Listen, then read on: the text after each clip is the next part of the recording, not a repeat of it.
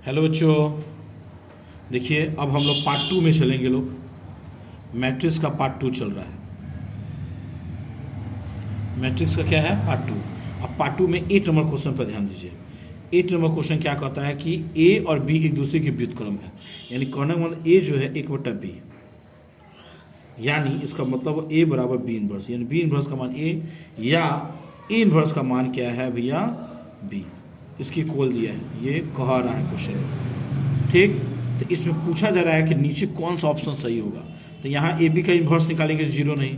ठीक, यहाँ देखिए, अब देखिए तो ए बी बी ए आई। अगर हम ए को ले लेते हैं, ए का मान बी इन्वर्स है, बी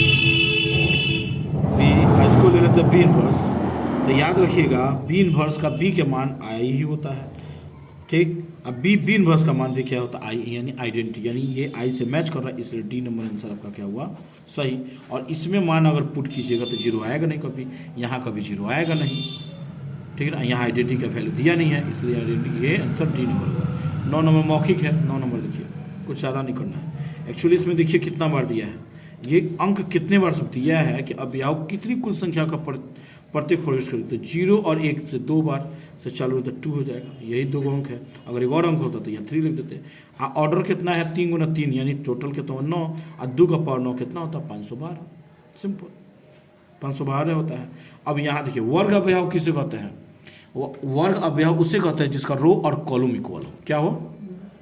रो और कॉलम क्या हो? उसका इक्वल हो।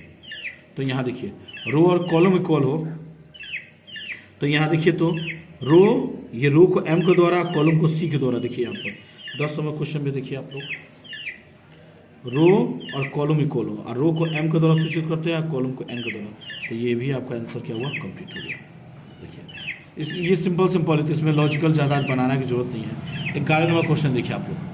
11 नंबर क्वेश्चन में देखिए, 11 नंबर क्वेश्चन में क्या दिया हुआ है कि डिटर्मिनेंट ए इनवर्स, तो ए इनवर्स हटेगा तो बटा में आएगा। सिंपल, तो ये लॉजिक है, बी सिंपल, सॉल्व हो गया। अब आइए 12 नंबर। अब 12 नंबर क्वेश्चन पर ध्यान दिया जाए।